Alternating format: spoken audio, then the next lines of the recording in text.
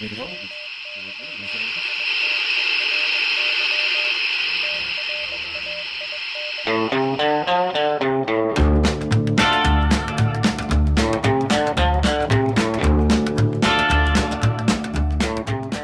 to Along for the Ride on the Mystery Train. This is Ty, and I'm here with my bride. And this is a special episode. We're actually coming at you from the beach. We're not on the beach, but we are located at the beach. And this is actually an experiment. We don't know how the sound will be, so it might sound worse or better than our previous episodes. For this episode, we're actually taking a look at, yet again, Epic, Elvis Presley in concert. A little bit of a different spin this time. We did do 4 episodes based on the times that we saw it in the theater. And then, I guess over a month ago now, I published a extensive, overly long, epic review of Epic on themysterytrain.net. The bride, who is my first reader on anything I write, she took a look at that and immediately said, we're going to need to do an episode on this because she has questions. This is a unrehearsed, unscripted show, so I don't know what her questions will be, and that's just how we roll on this show. With no further ado, here's the bride. It is interesting not being in the Mystery Studios, so we'll see how that goes. We're at the Mystery Beach Studios. That's right. I am looking at the May 6th, 2026 Epic Elvis Presley in Concert and in-depth review on themysterytrain.net. My first question is, why did you choose that photo? So that's a segment in the movie. I believe the song In the Ghetto is playing, and you see him walking up that's not his plane, but walking up to a plane that he's getting ready to board.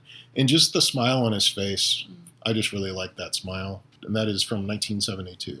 So then, as I move along through your post, well, first you have a warning, massive spoilers beyond this point, and then you have a note underneath that. The paragraph I'm keying in on is right underneath that. It says, Epic begins in perfect fashion using a variant of one of my favorite Elvis quotes. I even used it to kick off my own Elvis Odyssey series last year. What is the Elvis Odyssey series? I did not click on the link because I wanted to hear it in your own words versus going and reading it. The Elvis Odyssey series was essentially a series of playlists that covered his entire career that I put together. And then I also had commentary from him as well as, to an extent, from me about his career. And it was something I had really been, in a sense, working on for many, many years. I originally had the idea back in like the year 2000, and I didn't even have an Elvis website, but I was working on it more as like a CDs for personal use.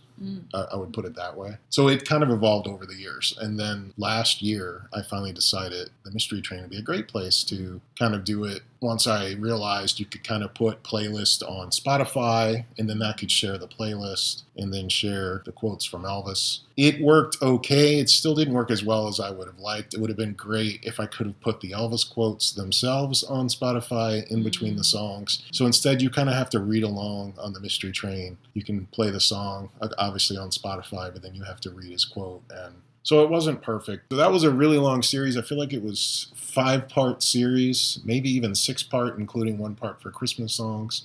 So I think it was a 6-part series. It was mostly the end of last year. I think I originally was going to publish it as 1 part, and you looked at it and said, you really need to split this up. That's why I didn't show you this one, because I knew you would tell me to split this Epic review up, but I really wanted the Epic review to be epic and just be one long review that if people so chose, they could follow along as they watched the movie. Elvis Odyssey series, that what you wrote was before Epic the movie was even a trailer was out, or even before it was... I don't remember if the trailer was out. Okay. The film itself would have been out at the Toronto Film Festival before that, probably. Now, obviously, I didn't go to the Toronto Film Festival, so I did not see Epic until February 18th. That you and I saw it at the IMAX screening, the opening. I think it was called Special Access. Yeah, the opening night, at least in our town. I was like, wow, this is great. This is actually a realization of some of the stuff that had been in my mind. It was great to hear Elvis's commentary with his music and things of that nature. When that particular quote came out on a CD set called Live in Las Vegas, him saying, "There's been a lot written and a lot said, but never from my side of the story." And I thought, well, it would be possible to do that based on all the different quotes of Elvis over the years. You could assemble it. So I started doing that. I think back then, I only made it through like the 1950s because it was exhausting going through and finding all the interviews and stuff. It's actually a lot easier now because so many things are online. That's one of the reasons I love Epic, though, is just that it does use Elvis to tell his story. Other people have done this over the years, too, just different takes on it. I feel like Baz Luhrmann has done the best job of it. He used a lot of quotes that I thought were well chosen. Okay, and we started talking about quotes a little bit, so I did want to bring up this quote. So you have Elvis quote, "I'd like to talk to you a little bit, ladies and gentlemen, about how I got in this business. There's been a lot written and a lot said, but never from my side of the story." And then you have there August 1969. What's around this quote? Like, what was the context? Where was he? Who asked the question? Like, can you paint the picture? On July 31st, 1969, Elvis began a series of concerts, his first such series, at the International Hotel in Las Vegas.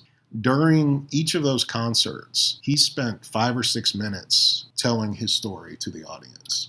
This is from one of those concerts, and off the top of my head, can't tell you the exact date, but it was obviously one of the August ones.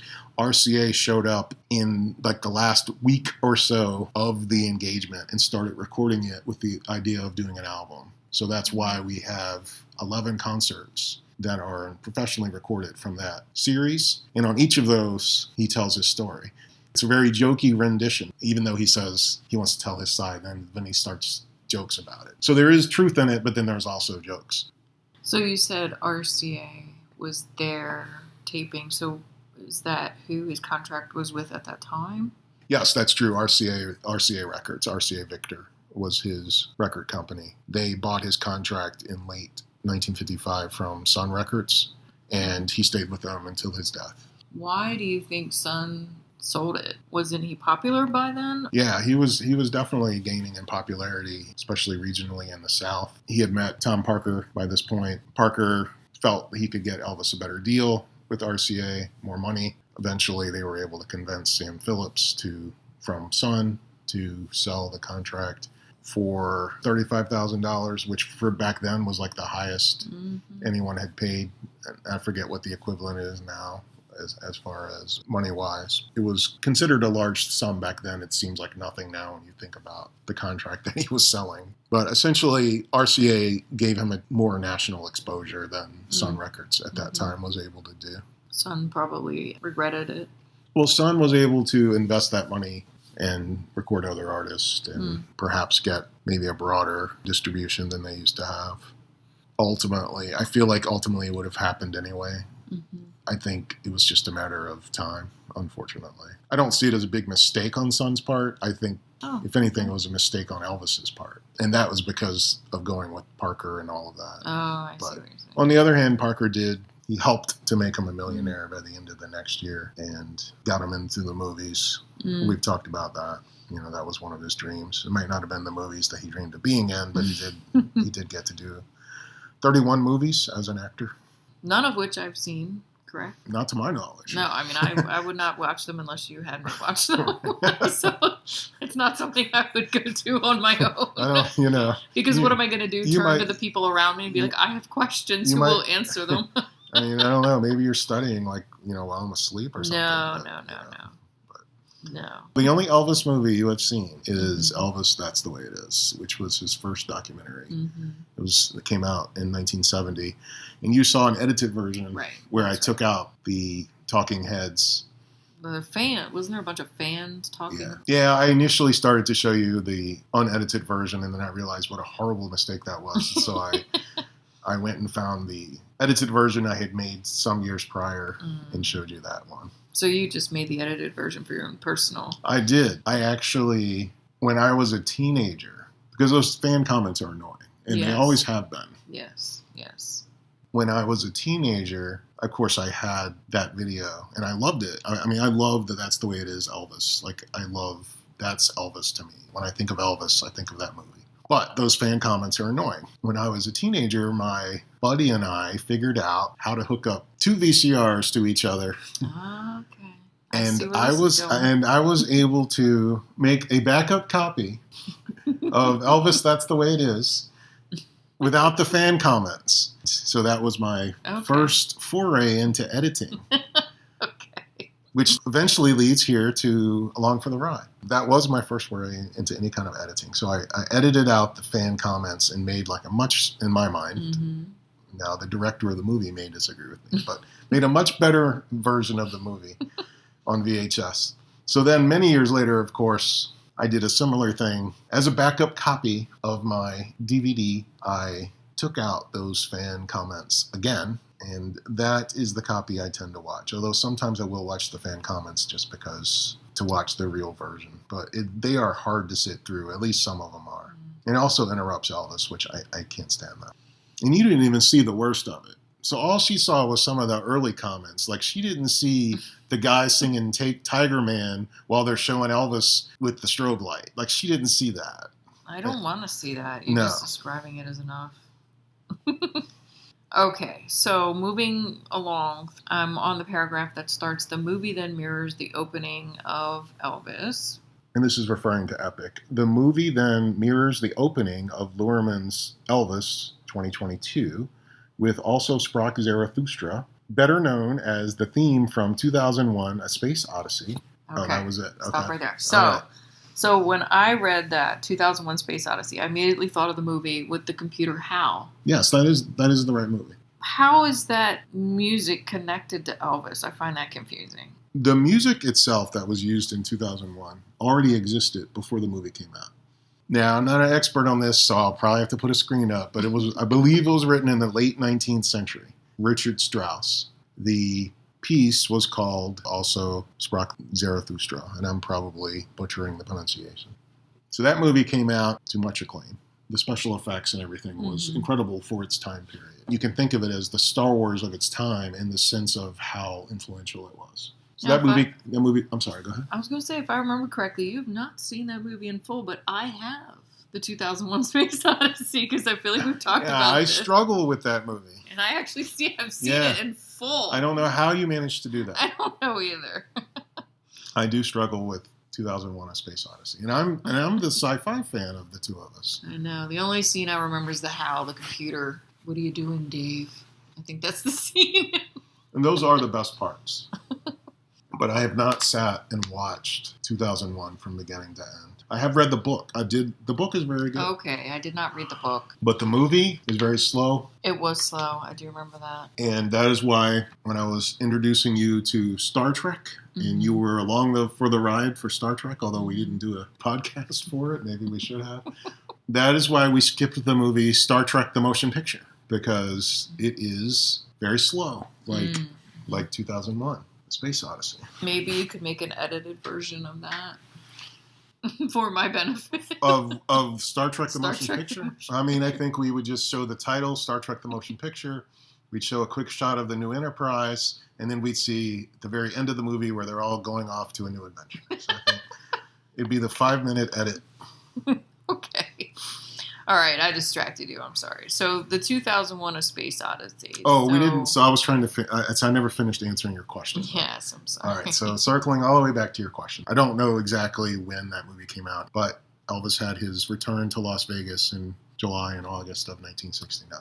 So a year later, Joe Gershio becomes Elvis's orchestra leader. So there was a different guy named Bobby Morris for the first two engagements. But a year later, the same time as That's the Way It Is was being filmed, Joe Gershio becomes Elvis's orchestra leader. At some point, Joe Gershio and his wife see 2001. And his wife leans over and says, "Wouldn't that be perfect for Elvis?"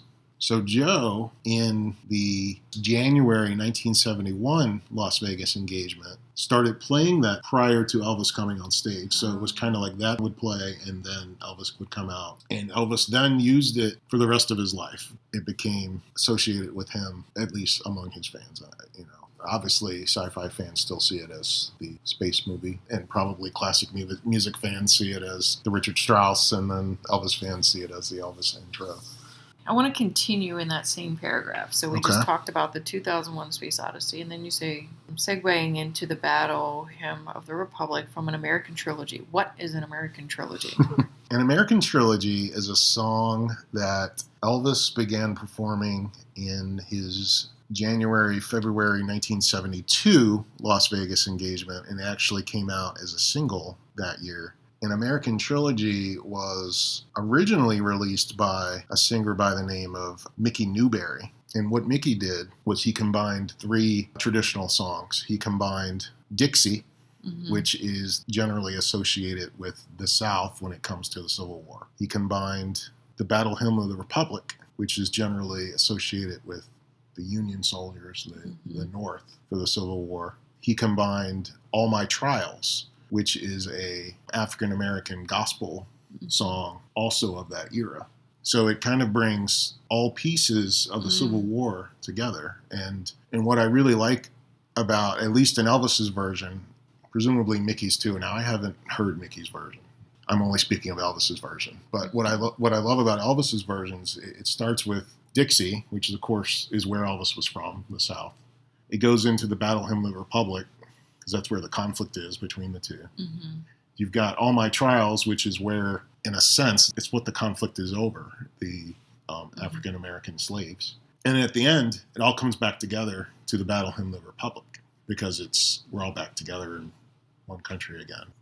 Or at least that's the ideal goal anyway. So they just used a segment, which is why I called out that it was the Battle Hymn of the Republic. Okay. So it's not like they played all 3 of those songs I just said. They played just the Battle Hymn. I was just being overly detailed, which I sometimes am, especially in a post like this. Like, this post wasn't really for, like, new fans, like some of the other posts recently have been. This post was more detailed. But it's fine if new fans read it. Well, I read it. I'm reading it. Okay, that helps, because I didn't know what an American trilogy was, but especially the backstory and the unification piece is something very applicable still today. Our country needs unification, and we'll leave that at that. And then you move on a little bit later, a couple paragraphs down, and you say, I love how the Epic team adds a breathing sound effect as Yes. Elvis walks up to the camera while in the process of leaving the stage and the movie begins. What's interesting is when I heard the breathing sound, I'm thinking in my mind, I was like, how did they capture that? At first it caught me off guard because I knew it was a long time ago and he didn't look mic'd, like we would see somebody mic'd today. Right. It took me a second to kind of process that it was added. I love your commentary there that it's a reminder, as is the rest of the film, that Elvis was a real man. Say more about that. Do you think that was their intent for adding the breathing sound to really bring to life that, beyond all this glamour and controversy and whatever, there's really just a human? Well, obviously I can't speak for the Epic team, but certainly as a viewer, that's what I get out of it. It's a reminder that he's a living, or at least back then he was a living and breathing man. Not just the legend who was just holding his cape up, but he was a person. And I think sometimes you can pick up the pain, in his voice and kind of with some of his answers to some of the quotes and stuff. So we can see that he was a man, very much a human. You say a quibble you have. First of all, define a quibble. And then... Are you inventing words? The quibble you have is the use of Elvis's audio from The Truth About Me. Right now I'm looking up the word quibble to make sure I didn't make it up. I don't think I did. It's like playing Scrabble, you have to look up your word. All right. According to Google, it just says dictionary. So, Oxford Language Dictionary. All right. We'll go with that. A quibble is a slight objection or criticism about a trivial matter. Oh, so do you feel this is a trivial matter? I do. The use of Elvis's audio from The Truth About Me? Yes. Okay. That's why I called it a quibble. Now, did you know what quibble meant? Like, specifically that it was a slight disagreement? Yes. Okay. Now, I wouldn't have given you that exact definition, but yes, that's why I used that word. Okay. It's a lot of this post is me being very nitpicky, so that's nitpicky. Mm-hmm. My issue with The Truth About Me, and I've never liked it since I first heard it. Okay. Because really, I would say 99% of the audio in Epic has been heard before. So it's not like anyway, I'm not going to go down that road. But the audio's been heard before. The Truth About Me was a special recording for a teen magazine back then, and he's reading a script. Well, it's very obvious that he's reading a script, and I believe he's reading words he didn't write. So, ironically, The Truth About Me is probably written by Tom Parker, would be my guess, or someone on his staff. Elvis is reading it. He sounds uncomfortable to me. I wouldn't use it if it were me. But obviously, Baz Luhrmann did an incredible job on this documentary, so who am I to say which audio he should use or not? But when you listen to the rest of it, Elvis sounds very genuine. When those quotes come on, he sounds very stilted. Another Elvis documentary from a few years back, which was very well acclaimed, was called Elvis Presley, The Searcher. And I remember, and I believe it was in part 1, they started using that audio too, and I was like, oh no. And I never did write a review of that one, but when I found my notes that I was at least started taking on that, I had the quibble about that exact same thing. I am consistent, if nothing else. You are consistent with your quibbles. Yes, I'm consistent with my quibbles. The trouble with quibbles. You know, it's funny. I was going to mention Tribbles. Isn't it Tribbles? Yes, you're right. See? That's 3. I know. For the reference for the audience, I actually made a reference earlier today about a Captain Lorca in Star Trek. So I even remembered the captain's name. You also tell them who Captain Lorca is. Yeah, well, that was an interesting thing. So we recently, and I've seen it before, but recently started watching Star Trek Discovery. There's a character named Captain Lorca, as she said. The funny thing is, so she brings him up. Well, the funny thing is, I was like, who's Captain Lorca? Because... And we just watched that recently. Well, I'm not good at remembering names. And although I do like and sometimes love Star Trek Discovery, I would have just said, oh, the captain from... Well, I don't want to give things away. I have to be careful how I put these things. But yeah, I would have just called him the captain, because I wouldn't even remember his name. But then I realized, oh, you have his name right. So good job. Yeah. I do Captain pay attention. Lorca. I'm along for the ride on several things. Star Trek, Star Wars, Elvis. Is that it? Maybe that's it. Yeah, I think we both like the Twilight Zone. So I don't think you're along for the ride on the Twilight Zone. I love the Twilight Zone and Alfred Hitchcock. Yeah, Alfred Hitchcock. So yeah, you're not along for the ride on those. We're both driving. Yeah, we're both driving those. Okay. So I think those are the big ones. And so then you move along and you're bringing out different quotes. I believe that they're all from The Truth About Me, The right. Truth About Me. These I was just pointing them out for people that perhaps aren't as familiar with those interviews, so that when they watch the movie, they can go, oh, now I get what he's talking about. This is why Elvis sounds a little weird here. Or they might disagree with me, which is fine. What I'm trying to understand is, so Epic, these were first used in The Truth About Me, and then Epic reused them. Am I following that correctly? All of the audio you hear in Epic, from Elvis anyway, was recorded for other projects, and then Epic has snipped it into the movie. And very well done, I might add. I mean, it's a superb job, but I don't believe they have any audio of Elvis talking, at least for the telling the story part, that hasn't been released before, in some form.